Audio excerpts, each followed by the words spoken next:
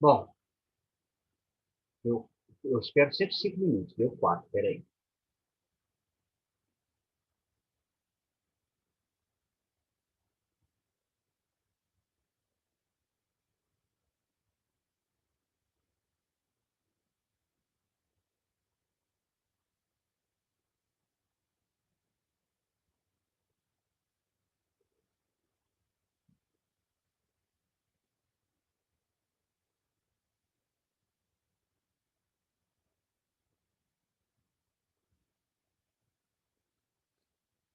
Bom, vamos lá, né, Fernanda?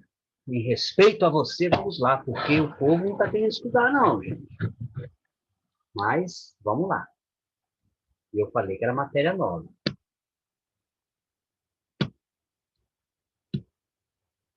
Bom, nós vamos estudar agora o Free Cash Flow, em inglês, que é fluxo de caixa livre. É uma continuação do EBITDA, tá? Ele é uma peça, que é uma sequência do EBITDA, tá bom? Então, é o Free Cash Flow. Ele é também conhecido como fluxo de caixa do acionista, tá? Do acionista. Ou, em português, fluxo de caixa livre. Bom, o Free Cash Flow, o fluxo de caixa livre, vou usar mais no português, ele indica o valor disponível aos investidores, acionistas ou sócios, né? Após reservar parte do caixa gerado pelo EBITDA, não é o lucro, é o caixa gerado pelo EBITDA, para garantir a manutenção e o crescimento do negócio. Porque o EBITDA, que é o lucro mais trabalhado, né? O EBITDA, quando você gera o EBITDA, quando a empresa gera o EBITDA, esse recurso ele tem que ser usado também para manter o crescimento da empresa. Então, se a Fernanda, por exemplo, tiver um hotel, Fernanda, se você não investir na manutenção do hotel, as coisas vão ficando velhas. Ficando velha, você vai perder hóspede, que as pessoas não vão querer. Se você não pintar, se você não trocar os móveis de vez em quando, se você não, né? As pessoas não vão, e aí você vai quebrar. Então, o que você tem que fazer? Você tem que estar sempre investindo, entendeu? Então, você tem que estar sempre fazendo investimentos. E para garantir essa manutenção e esse crescimento. Então, é para isso que serve o lucro, né? Ou o EBITDA da empresa. Bom, os cálculos podem ser feitos com base em dados extraídos das demonstrações financeiras. Agora, com o advento do EBITDA, as empresas passaram a calcular a partir do EBITDA. Que antigamente não tinha o EBITDA. O EBITDA é relativamente novo na ciência e da administração. Então, as pessoas usavam o lucro. Mas agora as pessoas estão usando mais fazer o caixa a partir do EBITDA.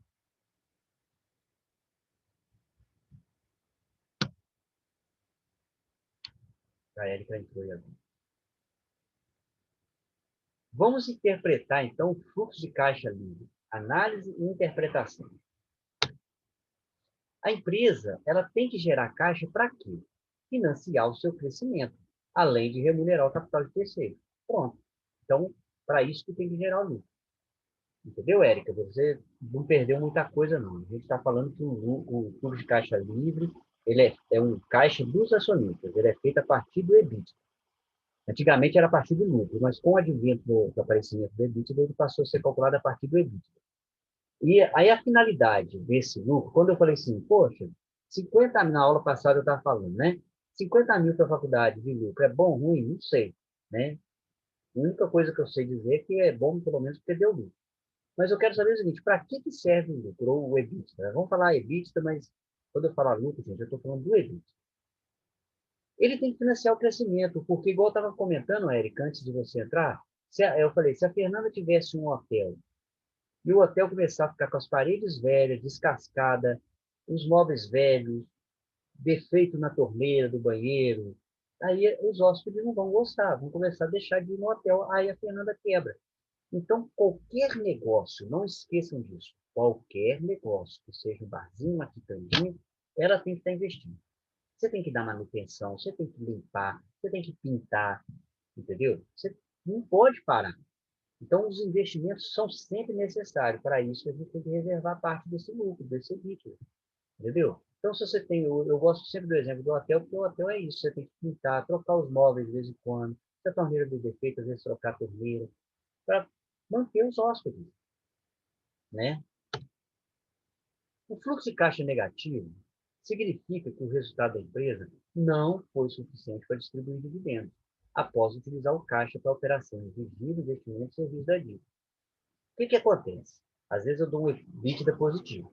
Vamos pegar aí o exemplo dos 50 mil da faculdade. Deu positivo. Mas na hora que você vai separando, olha, só para investimento vai 55 mil. Para capital de giro, 10. Ele vai ficar negativo. Né? Você lembra? Eu falei 50 mil. Só para investimento vai para 55. Eu preciso de 55 mil para investir. Aí você já vê que aqueles 50 mil já não serve para nada. Já estou 5 mil negativo. Mas eu preciso ainda guardar uma parte para o giro. Mais 10 mil. Ah, eu preciso ainda para pagar dívida. Então, você vai ver que o EBITDA positivo, na hora que você joga o fluxo de caixa, você vai ver que, olha, esse ano não dá para distribuir lucro. Aí vem os acionistas, mas espera aí, mas não deu o EBITDA positivo? Deu, filho, mas agora que eu começo a separar o dinheiro aqui, não deu. Entendeu? Não deu. Ficou negativo. Agora, o fluxo de caixa, essa situação sendo temporária, gente, não significa necessariamente que a situação financeira da empresa seja ruim. Os recursos podem ser financiados também de outras formas. É isso também que vocês têm que levar em consideração. Eu, igual falei, peguei 50 mil. O capital de giro a gente tem como financiar de outro jeito, que vocês aprenderam no início do ano, não foi nem no início do semestre. Vocês aprenderam no início do ano como que lida com capital de giro, necessidade de capital de giro, saldo tesouraria, lembra daquilo? Que a gente poderia diminuir estoque, girar. Então, tem outras fontes de financiamento. Então, o fluxo de caixa negativo aqui, esse caixa aqui, gente, ele não é o desempenho da empresa, não. Ele é só para você medir o desempenho do lucro, o tamanho do lucro. Tá? Então, se ele for negativo, não assustem.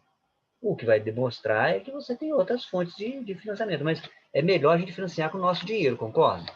Não é melhor a gente fazer com o nosso dinheiro do que ficar pegando dinheiro emprestado, né? Então, agora, a vantagem dele ser positivo é que demonstra que a empresa está gerando o que no mercado financeiro chama-se NOPATs. Isto é, um crescimento considerável que agrada o mercado financeiro e maximiza o preço das ações na bolsa. Não é? Isso é bom, né? Principalmente empresa de capital aberto. O NOPAT é uma geração de caixa líquido, ou em inglês, Net Operation Profit After Tax. Difícil falar, né? É uma geração de caixa. Bom, o poder informacional do fluxo de caixa livre é superior a qualquer outra demonstração de resultado, pois aqui se demonstra efetivamente o que são pagos e o que se retém para distribuir dividendos. Não sei se vocês estão captando a ideia, gente. Se vocês não tiverem, me fala. Gente, o fluxo de caixa positivo, ele é muito bom porque ele passa uma imagem positiva para o mercado financeiro, entendeu? E as empresas SA, ela tem essa preocupação com o mercado financeiro. Então, por exemplo, se a Fernanda, a Érica e outras pessoas entram de sócias na minha empresa, beleza? Aí, compra as ações da minha empresa, vocês estão esperando dividendos. Se eu falo com você, Fernanda e Érica, infelizmente esse ano não vai ter como distribuir dividendos, porque o fluxo de caixa foi negativo. O que vocês vão fazer? Daqui a pouco, na primeira oportunidade, vocês vão vender minhas ações. Entendeu? Porque ninguém compra ações porque gosta do Alexandre, não. Vocês compram ações porque vocês querem ganhar dinheiro, não é? Você quer investir, é investimento. Então, ninguém compra ação porque o cara é legal. Compra ação para ganhar dinheiro. Se eu falo com vocês que eu não tenho dinheiro, que esse ano, infelizmente, não vou distribuir, aí o que as empresas têm feito? Elas distribuem de qualquer maneira. Elas arrumam um jeito de distribuir, financiam de outra forma, entendeu? Então, o fluxo de caixa é mais para ter uma ideia. Mas ninguém segue ele religiosamente por causa disso. Poxa, eu sou diretor financeiro da empresa. Aí, fiz o fluxo de caixa livre. Calculei o EBITDA, fiz o fluxo de caixa livre e deu negativo. Teoricamente, eu sei que eu não podia distribuir lucro, mas eu não vou fazer isso, eu vou distribuir. Eu vou distribuir porque vai pegar mal para mim. Porque se eu não distribuir, as minhas ações vão derreter na Bolsa de Valores. Elas vão derreter. Todo mundo vai vender. Quando vende, o que acontece? Desvaloriza. Né? Quando tem muita oferta, o preço cai. O preço caindo, eu vou ficando pobre, porque o meu patrimônio líquido vai cair. Meu patrimônio líquido caindo, eu estou empobrecendo. Entenderam? Esse é o É a sensação. Então, normalmente a gente não segue o fluxo de caixa. Ele é interno, ele é um documento que você, né, quando ele é positivo, você pode até divulgar, até porque ele não é obrigado a divulgar, né? Ele não é por lei obrigatório, não é um relatório contábil que é obrigatório. Então, muitas empresas gostam de divulgar quando ele é positivo, que vai distribuir lucro e tal, né? O que se leva em consideração no fluxo de caixa livre? Ali está FCF porque está escrito em inglês, tá? Free Cash Flow. Se fosse fluxo de caixa livre, seria FCL, né? Fluxo de caixa livre. Bom, a gente tem que ver as obrigações que a gente tem com o governo.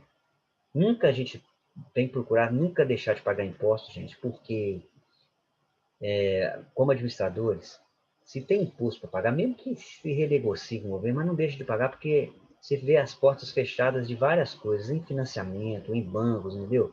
Se você vai precisar de empréstimo BNDES, Banco do Brasil, você vai ter dificuldade. Então, as obrigações do governo, ela tem que ser sempre prioritárias, entendeu? Você tem que deixar um dinheiro para pagar juros bancários, porque banco não dá mole para a gente. Você tem que deixar um dinheiro para investimento, que é para crescer a empresa, e uma parte para o capital de giro. Tá? Essas 4 aí. Anote isso aí depois, ou baixa esse material, né, que eu vou postar. Ele tem que dar para essas 4 situações aí. Agora vamos ver definitivamente como é calculado, né, e demonstrado. Bom, exemplo. O fluxo de caixa livre é calculado após o EBITDA e costuma acompanhar o mesmo relatório, como vamos ver a seguir. Costuma, tá? Olha como é que ele é feito. Olha lá, o EBITDA menos caixa líquido aplicado em capital de giro operacional, é assim que vem escrito, menos caixa líquido aplicado em atividades de investimento. Então, a empresa fechou com EBITDA de 147, menos despesas financeiras, serviço da dívida, menos imposto de renda e contribuição social, igual fluxo de caixa disponível aos acionistas. Deu 658 negativo, então não vou distribuir lucro, pelo menos aqui no relatório, tá? Deu um fluxo de caixa livre de 658 negativo, o ano de 2019. Vamos para o ano de 2018. O EBITDA foi muito grande, 856, menos caixa aplicada em capital de giro operacional, 538, menos caixa aplicada em atividade de investimento, 128, despesas financeiras, 5 mil, imposto de renda, 2 mil, aí sobra para os acionistas 180 mil. Vou distribuir 180 mil, zero ele. Ele sempre zera, tá? Ou ele zera, ou ele fica negativo. Se ele ficar positivo, ele vai zerar. Porque tudo que sobrar agora é dos acionistas. Então, você vai distribuir. Entenderam? Não fica sobra de dinheiro aqui. Tá certo? Quando ele é positivo, como é o ano de 2018. Tá aí a fonte de administração financeira Masakazu Oji. Vamos ver o relatório completo, como ele é normalmente publicado. Olha lá. Agora tá o EBITDA ao fluxo de caixa. Tá vendo? Peguei o lucro, despesa com depreciação, mais provisão contábil, menos receita com equivalência, igual lucro antes de juros, imposto, depreciação. Menos caixa aplicada em operacional, aí dá, entendeu? A única diferença é que aqui eu peguei a partir do EBITDA, ó, e aqui eu estou mostrando desde como ele é publicado. Dá uma olhadinha aí. Começa lá no lucro, tá vendo? Somei as despesas. Isso aqui que vocês vão fazer.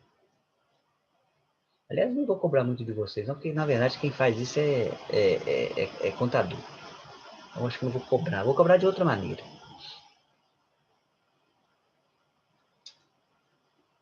Vou namorando o relatório aí, ó.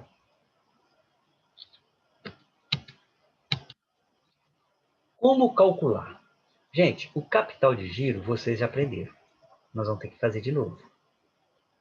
Através da necessidade líquida de capital de giro, ou ativo cíclico menos passivo cíclico. Fernanda lembra, né, Fernanda? Fernanda lembra disso. Ativo cíclico menos passivo cíclico. Então, você vai pegar isso no balanço patrimonial e vai achar. O investimento tem duas formas de calcular o investimento. O investimento, gente, é uma coisa assim. Se você está dentro de uma empresa, a Fernanda está gerenciando a empresa.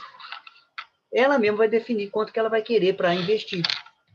Você mesmo define, está no orçamento da empresa. Então, aqui não tem cálculo. Não tem cálculo. Mas como, às vezes, a gente não tem esse número assim, a gente não sabe, o que a gente faz? A gente faz uma média de tudo que já investiu no passado. Aí você pega o saldo do seu ativo. Por exemplo, que você está fechando o ano de 2020. Qual que é o ativo permanente? Em 2020, 31 de dezembro de 2020, eu fechei com ativo permanente de 1.000. E quanto que era em 2019? Ele era 900. Então, significa que você investiu 100. Aí você pode também repetir esse número. Então, vou investir 100. Entendeu? Pode. E vai vendo. Se você ver, aí você pode fazer pela média dos seus investimentos dos últimos 3 anos, dos últimos 4 anos, dos últimos 5 anos. Isso é quando você não tem esse valor definido. Então, você fala, pelo menos eu vou manter aqui uma média do que eu venho investindo na empresa. Ou então você pode falar, não, esse ano eu já tenho projeto, eu tenho plano, eu vou investir 200, 300, já está definido. Então, aí não precisa nem de fazer cálculo. Não existe cálculo. Tá? No investimento não existe cálculo, exceto se você não tem esse número definido. Você pode olhar no balanço patrimonial. Serviço da dívida, eu vou pegar a despesa financeira, é só olhar na DRE. O imposto de renda é só olhar na DRE. Então não é tão difícil de calcular. Cálculo mesmo aqui é só o NLCG. Só ele. Que é o ativo ciclo. O que é ativo ciclo? Estoque, contas a receber, né? É aquele que não está ligado a finanças, né? Estoque, contas a receber, fornecedor, salários a pagar, né? O que é ativo não cíclico? É mais fácil falar o que não é do que o que é. O que não é? Caixa, banco, aplicação financeira e empréstimo financiamento. O resto é ativo cíclico. Soma o ativo ciclo menos passivo ciclo, você vai achar o capital de giro que você necessita, né? E é isso. Vamos exercitar? Vamos ver a hora aqui. Dá tempo. Aqui, ó. Tem um balanço aí. Tem um balanço. Vou mostrar para vocês como é que faz o primeiro, porque é o primeiro que você não tem como fazer sozinho, né? Eu quero só que vocês dão uma paquerada no balanço. Agora tem que olhar mesmo, tá, gente? Agora eu vou fazer aqui um tempinho para vocês dão uma olhadinha. Olha direitinho, nós vamos fazer isso aí. Olha tudo. Caixa, contas a receber, PDD. O que é PDD? Ó, depreciação. Olha para o lado de cá, provisões. Tudo conta que não gera caixa.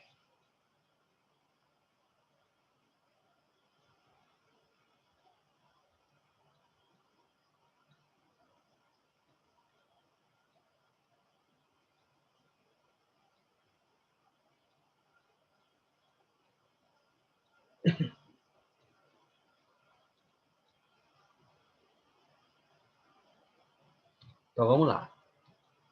Agora olha a DRE. Tem receita financeira, tem despesa, tem resultado de equivalência patrimonial.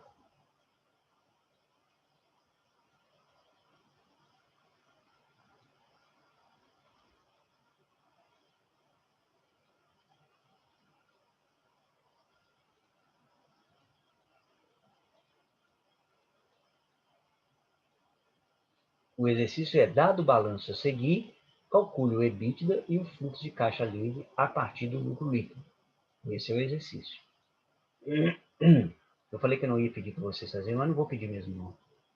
Isso aí é coisa de contador fazer. Eu só quero que vocês entendam o que o contador vai fazer, tá? Por isso que vocês não vão fazer, vocês só vão olhar. Por enquanto, eu quero que vocês namorem mesmo a DRE. Vocês precisam, como administradores, se for gostar da minha matéria, ou se vier trabalhar na área, vocês têm que conhecer relatório. Vocês têm que conhecer o que é um balanço, o que é um balanço e o que é uma DRE. Familiarizar com ela, tá vendo? Tá aqui de um ano, tá aqui do outro ano, comparando, né? Você pode olhar se a receita subiu, né? Se o meu lucro subiu de um ano para o outro, se está mais ou menos no mesmo patamar. Começa a olhar com olhos de administradores.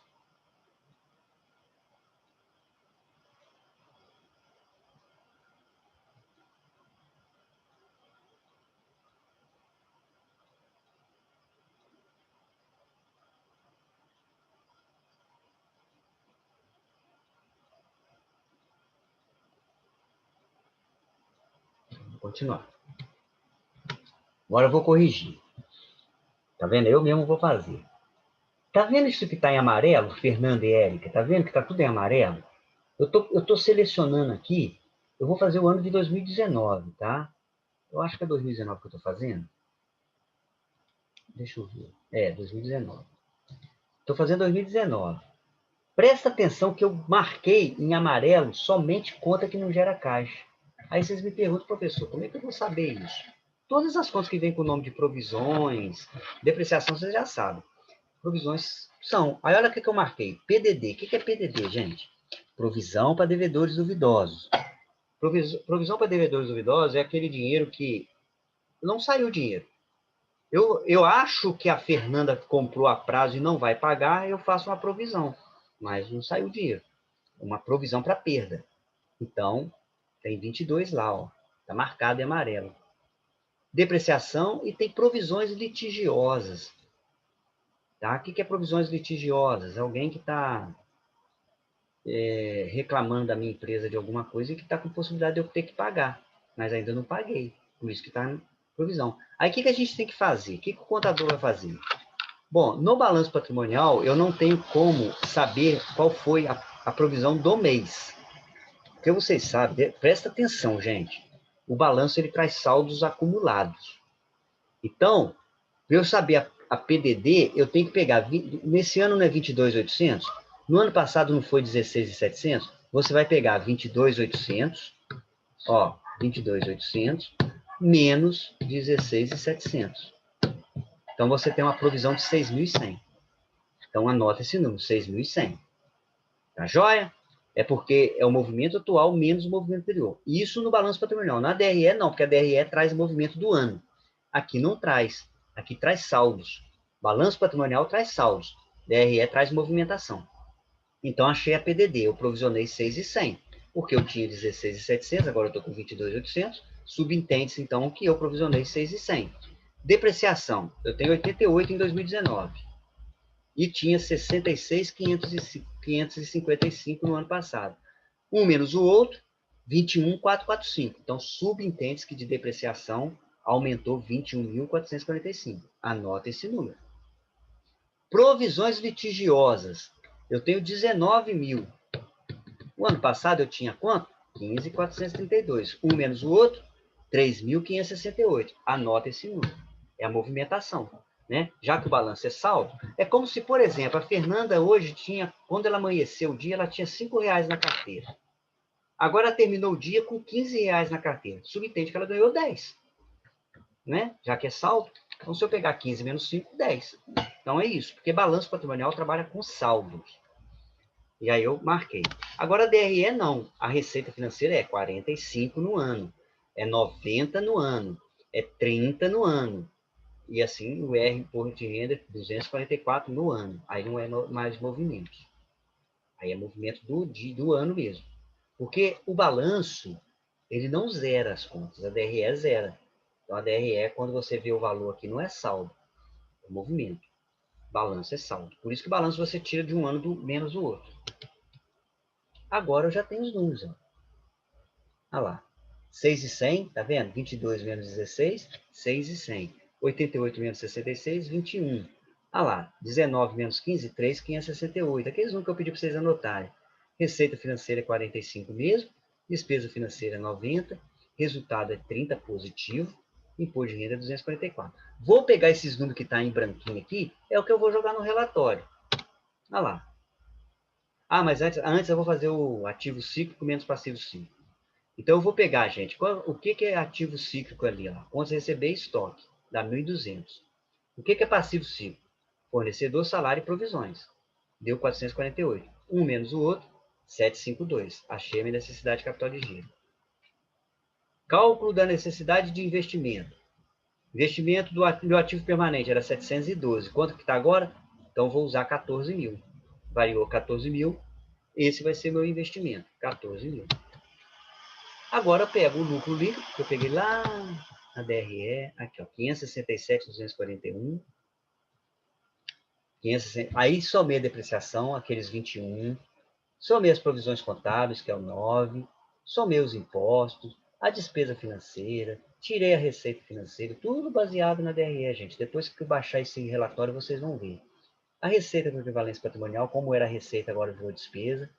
Aí achei o lucro antes de junho, imposto de renda, o EBITDA, 856. O que eu vou aplicar? Vou aplicar em capital de giro, 752, que é esse número aqui, ó. Ativo ciclo menos passivo ciclo, tá lá. 752. Caixa aplicada em atividade de investimento, 14 mil. Lembra que eu fiz, ó, um ativo permanente menos o outro? 14 mil, tá aqui, ó. 14 mil. Serviço da dívida é a despesa financeira, que tá cá em cima, ó. 90.211. O imposto de renda, 244, que tá lá em cima também. Aí, ó, fluxo de caixa disponível aos acionistas, deu 244 negativo. Eu vou distribuir esse lucro? Não. Vou continuar com 244 negativo. Não sobrou dinheiro para distribuir lucro, mas vou distribuir. Não sobrou, mas eu vou distribuir por causa daquilo que eu falei, para os acionistas não venderem as ações, as minhas ações não caírem embaixo. Gente, era isso que eu ia mostrar para vocês. Conselho para Fernanda e para Érica que ficaram aí com a paciência de me ouvir até agora. Conselho para vocês. Esse material será postado amanhã. Dê uma olhadinha nesse material em casa. Aqui a gente passa muito rápido, muitas vezes, tal. Vê direitinho onde que eu tirei valor por valor, relatório por relatório. Tá, vocês não vão precisar de fazer isso. O contador é que vai fazer. Então, não vou cobrar de vocês isso. Mas para vocês entenderem de onde que está vindo os números. O administrador tem que entender. O administrador não precisa saber fazer, mas ele tem que ter argumento para conversar com o contador, né? E entender o que o contador está fazendo. Tá certo? Então, assim, cobrar fazer relatório, não. Vou dar outro tipo de exercício. Eu vou fazer assim, eu quero que vocês tenham uma interpretação, entendeu? Então, as atividades práticas que a gente vai fazer muito em cima disso, ela é interpretativa, é de tomada de decisão. Tá joia? Então, é sobre isso que a gente vai trabalhar quarta-feira. Fernanda, Érica, alguma dúvida? O que vocês acharam? Entenderam? Pelo menos entenderam o que foi feito?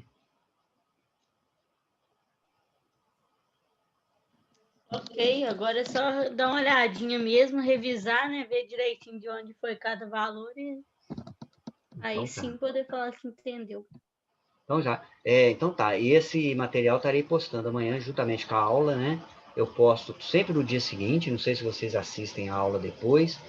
Toda a vida eu posto a aula e o material. Fico lá no Zoom. Sempre no dia seguinte. E aí esse material também eu vou postar do fluxo de caixa. Do EBITDA eu já postei, tá? Aquele do EBITDA que a gente viu na primeira parte da aula foi postado a semana passada, porque aquele material eu só apenas fiz uma revisão. Eu já tinha dado ele, né? E com o material de hoje, a gente fez uma revisão completa e a gente fez uma revisão e eu voltei a falar de EBITDA, e agora, quando a gente estudou o fluxo de caixa livre, a gente acabou também mostrando o EBITDA. Então, eu mostrei para vocês tudo direitinho, como que é o relatório, como que é publicado, né? Quando eu falei que não é obrigatório publicar, mas deixa eu te falar uma coisa, só que as empresas, elas fazem questão de publicar. Por quê, gente? Nós estamos numa era chamada Era da Transparência, tá bom? Uma empresa SA, ela tem que ter transparência. Você está lidando com o dinheiro dos outros. Então, para que você não vai publicar um negócio se você pode publicar? Tá certo? E a gente tem que ter ética também, até de, inclusive, publicar as coisas ruins. Porque é uma questão ética. Ah, só vou mostrar o que é bom? Não é por aí, né? Isso não funciona. Então, a gente tem que tomar muito cuidado. Tem que mostrar a realidade. Olha, a minha empresa está assim. Ah, mas vai pagar o preço por isso? Vai, mas pelo menos você foi honesto. Pelo menos você está passando credibilidade. Você pode colocar uma nota que, embora o fluxo de caixa foi negativo, mas a empresa vai manter a política de pagamento de dividendos, tendo em vista que esses recursos podem ser financiados no mercado. A empresa consegue financiamento, a empresa não está ruim. Só se a empresa estiver com o nome do Serasa, SPC, devendo o governo, aí é outra história. Mas aí não é por causa do relatório que a empresa está ruim, não, né? Não vai ser o relatório que vai derrubar a empresa já vem se derrubando ao longo, né? De outras, pode ser de outras gestões ou da sua gestão, né? Espero que não seja da sua gestão, porque vocês estão formando, né? E eu quero o sucesso de vocês.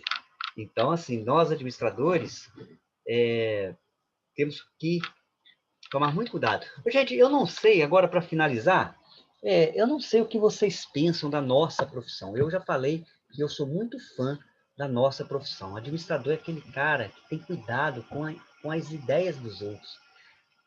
Tenta separar, você não é empreendedor, você é administrador. Bom, se você quiser ser empreendedor, melhor ainda.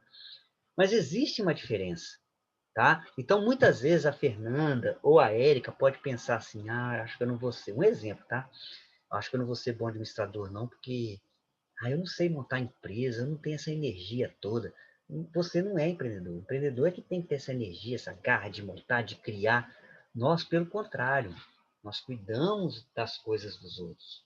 É como se a Fernanda, por exemplo, tivesse uma fazenda com muitos gados e falasse, Alexandre, administra a fazenda para mim. Eu ia lá tomar cuidado para os gados terem alimentação, pelas vendas dos gados, prestar conta para a Fernanda. Fernanda, eu vendi isso. É isso que o administrador faz. Fernanda, eu vendi isso aqui, o dinheiro está aqui, entendeu? Vou colocar no banco, vou aplicar nessa aplicação aqui.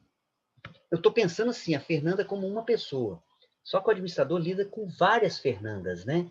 Então ele tem que fazer isso no jornal. Mas o administrador é aquele cara que tem cuidado. É como se, por exemplo, a Érica, não sei se antigamente era muito comum isso. A Érica vai fazer uma viagem e dá a chave da casa dela para mim e fala assim, Alexandre, olha a minha casa para mim, eu vou ficar um mês fora.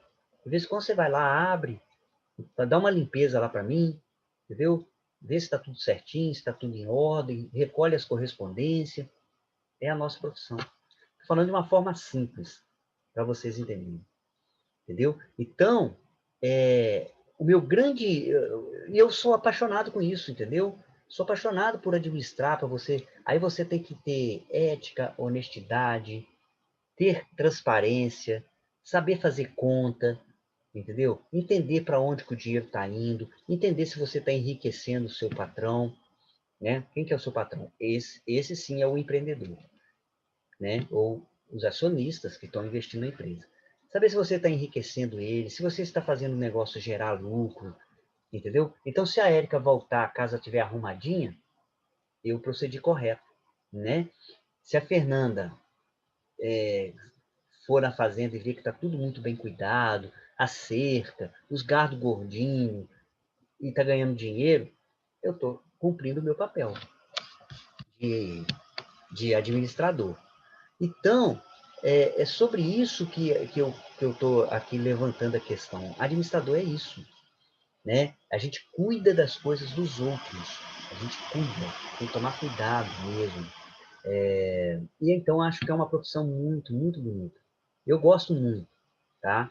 E principalmente, volto a falar, transparência, honestidade, entendeu? É o que a gente tem que levar sempre em consideração. Alguém quer fazer alguma colocação? Essas aulas remotas, parece que a gente fala, olha para o tempo, sobra tempo e ninguém fala nada. A gente precisa de participação, de interação. É muito ruim que vocês ficam muito quietos. Se fosse na aula presencial, vocês estavam falando alguma coisa. Então, assim, já que ninguém vai falar, eu vou continuar falando. Mas eu gosto, então, muito de administração. Sempre fui apaixonado, sempre fui desde novo. Olha só, gente, no ensino médio, eu fiz técnico em administração. Eu já comprava livro, né? Eu era técnico, né? O ensino médio era técnico. Eu já comprava livro de administração. Eu tenho livro de administração da época que eu tinha 17 anos, cara. Lógico que eu não uso, eles já estão desatualizados, né? Eles falam lá de datilografia ainda, mas os livros estão guardados, é relíquia. E aí eu tenho muito livro velho aqui em casa, velho mesmo. Eu acho que depois de jogar pro museu, minha mulher fica doida pra jogar fora. Eu falei, não, isso é relíquia. Livro de 1986, 87, vocês nem sonhavam estar nascendo. E depois na faculdade eu comprava livro. Eu sempre fui muito apaixonado com o estudo da administração, né? Não tive, assim, tive uma oportunidade de administrar uma empresa, eu tive, e modéstia à parte, eu creio que eu fiz um bom papel. Eu fui diretor administrativo da cooperativa de crédito, aqui de Cataguases. E a gente mudou a sede da empresa, ampliamos os negócios, eu ampliei vários tipos de empréstimos, né? Antes só fazia um tipo de empréstimo, eu ampliei, criei várias modalidades de empréstimos, já falei da mudança da sede, e ampliamos também as empresas, que antes era só a companhia industrial que fazia parte da Copeci. Depois fomos abordando outras e fomos ampliando. A gente não vai ficar dependente só de uma empresa. E aí, depois eu saí, hoje ela é uma potência. Ela cresceu muito mais ainda depois da minha saída. Mas modéstia à parte, sem querer fazer um falso marketing, eu fui o primeiro a dar o pontapé inicial para tirar, que ela era uma empresinha pequenininha. Na minha mão, ela ficou uma empresinha um pouquinho maior. Mas falo isso com orgulho, porque foi uma experiência que eu tive como administrador. Foi difícil? Foi, porque você lida com pessoas. Muitas vezes eu chegava, as pessoas ficavam emburradas, falava que, sei lá, o cara virada, a gente tinha que entender, porque a gente tem que entender o ser humano. Era uma coisa engraçada, tinha uma competição, sabe? Às vezes inveja, umas coisas estranhas. É muito estranho. Na hora que você for administrar uma empresa, Eric e Fernando, vocês vão ver, vocês vão lidar com isso. Vocês ligam, a gente lida com muito conflito, cara, que às vezes a gente não pensa. Tinha dia que eu chegava lá, eu sentia o ambiente carregado e eu ficava insistindo, falando, o que aconteceu? Não, nada não. Chamava a pessoa, o pessoal tá parece... Eu sentia que alguém brigou com alguém, entendeu? Ali naquele setor ali.